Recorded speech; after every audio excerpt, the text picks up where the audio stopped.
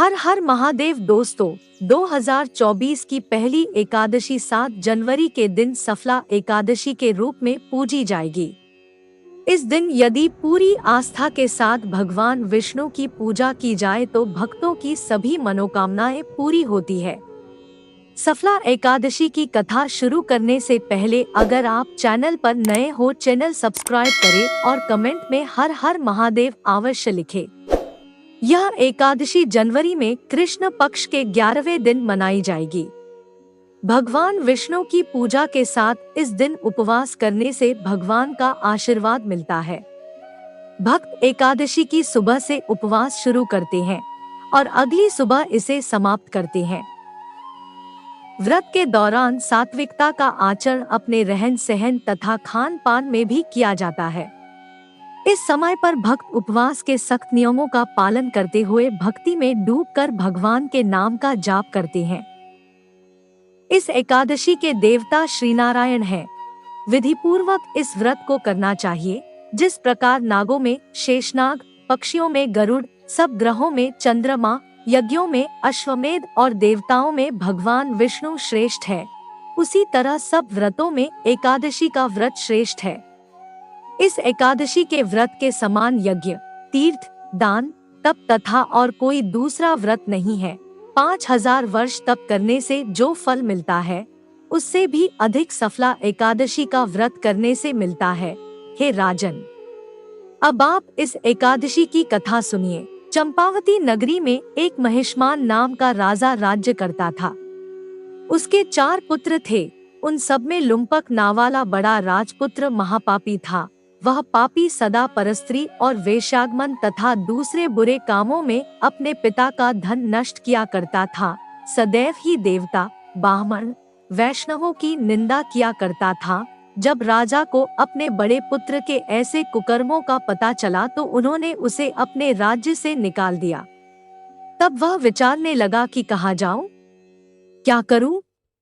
अंत में उसने चोरी करने का निश्चय किया। दिन में वह वन में रहता और रात्रि को अपने पिता की नगरी में चोरी करता तथा प्रजा को तंग करने और उन्हें मारने का कुकर्म करता। कुछ समय पश्चात सारी नगरी भयभीत हो गई। वह वन में रहकर पशु आदि को मारकर खाने लगा। नागरिक और राज्य के कर्मचारी उसे पकड़ लेते किंतु राजा के भय से छोड़ देते।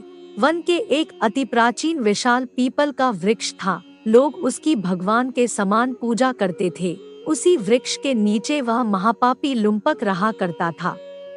इस वन को लोग देवताओं की क्रीड़ा स्थली मानते थे।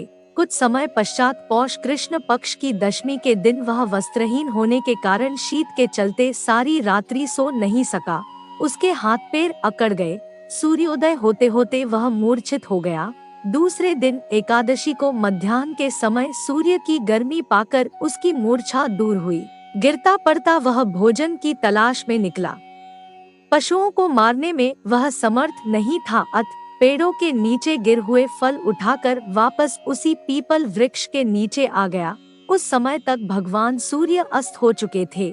वृक्ष के नीचे फल रखकर कहने लगा, हे भगवान, अब आपके ही अर्पण है ये फल, आप ही तृप्त हो जाइए। उस रात्रि को दुख के कारण रात्रि को भी नींद नहीं आई।